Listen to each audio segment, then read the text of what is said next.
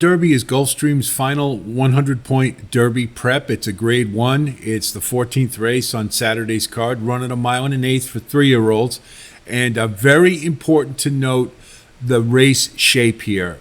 This race pretty much starts on a turn. So obviously horses who want to be up near the pace early, who are parked on the outside, are at a very big disadvantage. I have seen it many times in the Florida Derby. Horses who are on the outside can be at an extreme disadvantage because they have to hustle an awful lot early to get to where they want to. And that's extremely important when we look at the configuration and look at the post positions.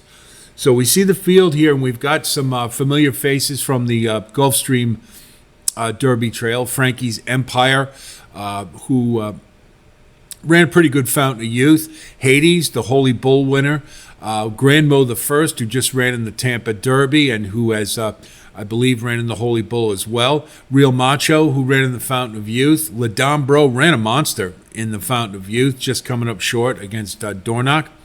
And, of course, we've got Conquest Warrior going into Graded Stakes Company for the first time. Fierceness, of course, we all want to see the Breeders' Cup Juvenile Champ, who has to rebound from the Holy Bull. And then Catalytic and Iris's Dream, as well as Bail Us Out, some new shooters where there's some wishful thinking there from their connections, to be sure.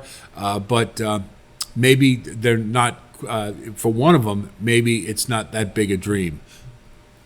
So we'll look at the field one at a time, and we see from the early runners, we got Ladambro, who ran a monster in the Fountain of Youth. He really seemed to get it all together. 2 turns was very agreeable to him, and I think maybe the light bulb went off with this horse. He did show some talent at 2, and I think he ran a really big race. There is the potential always for regression. There's no question about it, and there is a lot of other early pace in this race.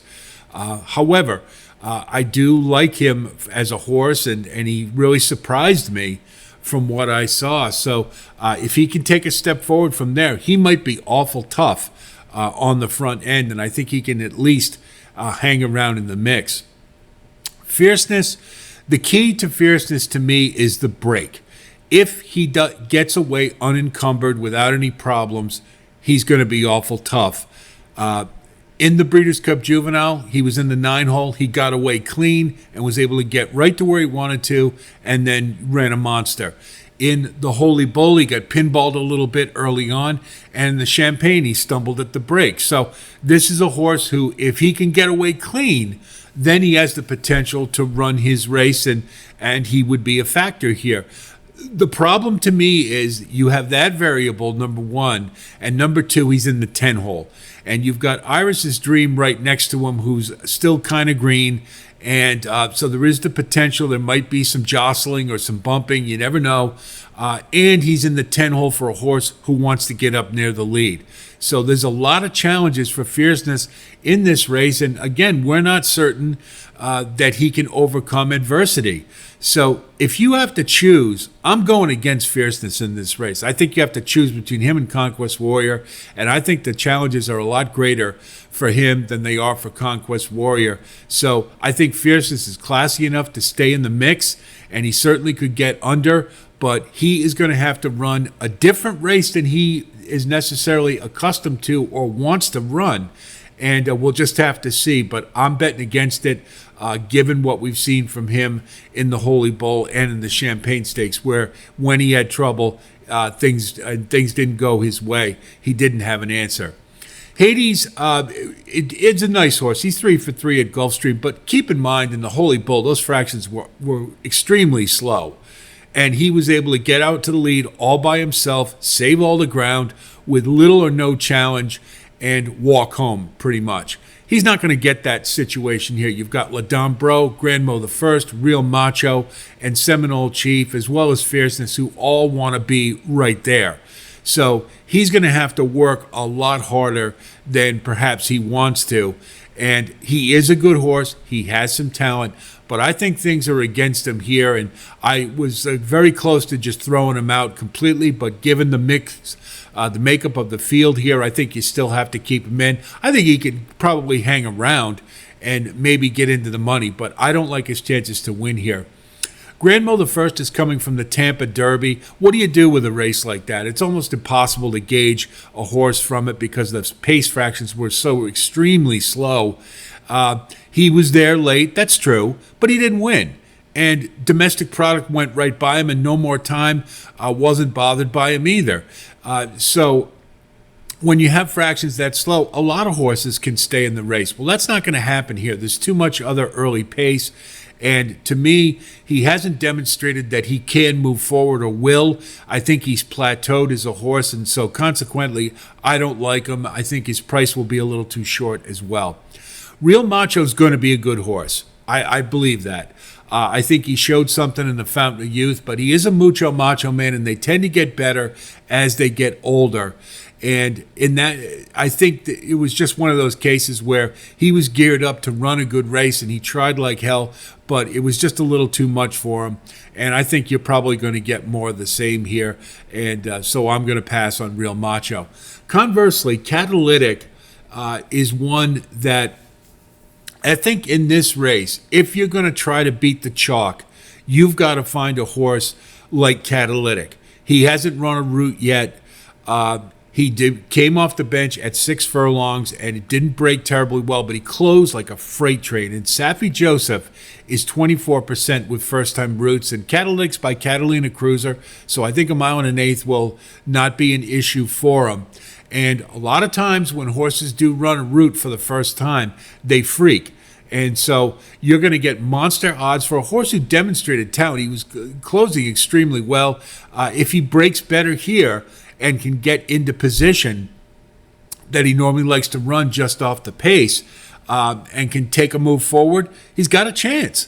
And so I think at the odds, why not throw him in there? Because the others haven't demonstrated to me enough to tell me that they are going to all of a sudden discover how to run a great race. But Catalytic is still in that stage where we don't know yet, and there's the potential to run one. So I'm going to use Catalytic for my value play.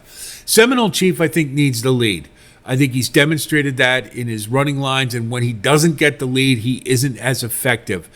He is in the 8-hole with a lot of speed to his inside. I think it's going to be very difficult for him to get to where he wants to unless he hustles like hell. And then I don't think he's good. He's not fast enough to take this one all the way. Now, one advantage he does have is he's coming off a synthetic to dirt, an angle I love, and he won on the front end at Gulfstream, which is not easy to do. That's absolutely correct, and he looked very good drawing off there, but that was on synthetic. His dirt efforts haven't been as promising.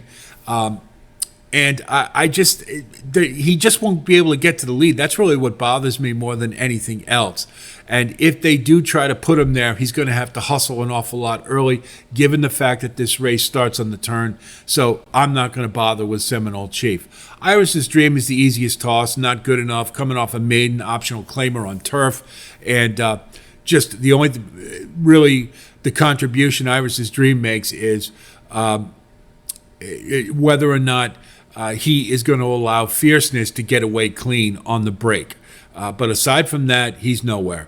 Frankie's Empire is just going to keep running. I mean, I think he's a good horse. He's just not good enough. I thought he ran a good Fountain of Youth. I thought he might run pretty well around 2 turns as opposed to 7 furlongs like he did in the Swale, and he ran a good race. I think he's in good form. I just see him as a cut below here, and given his running style and the fact he's on the rail, he's going to be able to save a lot of ground, and he should be able to be coming late and factor when some of the others are backing up. But I don't see him as a win candidate underneath, more likely. Bail Us Out is, again, Mike Rapoli throwing everything against the wall to see what sticks. I guess he's thinking if Fierceness doesn't run his race, then maybe Bail Us Out will, and he gets a Derby horse. Well, guess what? Bail Us Out doesn't belong in this race. He just barely beat a very subpar group of maidens in his last race. Barely beat them, okay? He doesn't belong in this race. He isn't good enough, and I don't care if Todd Pletcher is his trainer and Rod Ortiz is his jockey. He's not good enough. Not at this stage. Maybe later in his career, but not right now. And the price is going to be way too short with those type of connections. Bail Us Out, I don't want any part of. Toss. Conquest Warrior, to me, is the horse to beat. I really liked his effort at a 1.125 last time, so we know he can handle a distance. Shug McGahee would not put this horse in this race if he didn't think he belonged or could win. He's extremely patient with his prospects. His owners know that. They allow him to be patient. And I've seen many times over the years where we thought Shug had a horse that ought to be in a stakes race and he didn't put him in because he didn't think they were ready. So I think it's an extremely good sign that Conquest Warrior is here. The 9-hole is problematic, but he doesn't need the lead. He's going to be coming from off the pace. So I think his scenario is very similar to that of Forte last year, where he'll just get into his position and settle. He'll save ground, and when the time comes, he'll make his move, and he's going to blow by a lot of horses who were anxious early and doing all the running. So to me, the scenario is extremely favorable for Conquest Warrior, and I think he's poised and ready to make a move forward. So I think you have to choose between Fierceness or Conquest Warrior, and to me, there is no choice. Conquest Warrior has everything going his way, and he's my pick. So if we look at our wagering strategy, the value to me is in Catalytic.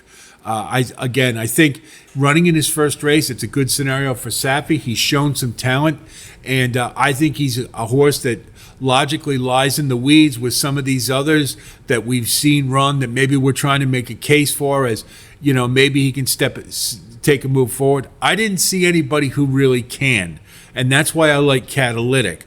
Ladambro a little bit, but again, all the early pace, more so than he had in the Fountain of Youth, where he only had to deal with Dornoch, makes it a little troubling for him as well. So Catalytic, to me, we're going to go across the board at big odds and take our shot.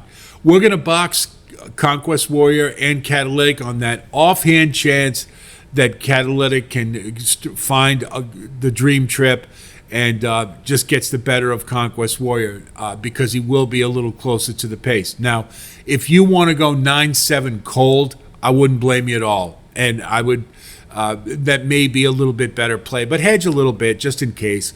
So we'll box the two of them. As a saver, and that's what that K-Rit means to the right, we're going to save box, of course, with Fierceness and Conquest Warrior. Then we're going to key or wheel Conquest Warrior on top with 1, 6, and 7. So if we do get that Catalytic Conquest Warrior 1-2 finish, with Conquest Warrior on top, we double up at a really nice payout. Trifecta, we're going to do the same. We're going to go 9 on top with 1, 6, 7 without Fierceness, and then we'll throw a saver in there, 9 on top with 1, 6, 7 with Fierceness in third. I think you have to choose here, and to me, it's much more favorable for Conquest Warrior. He is the one to beat.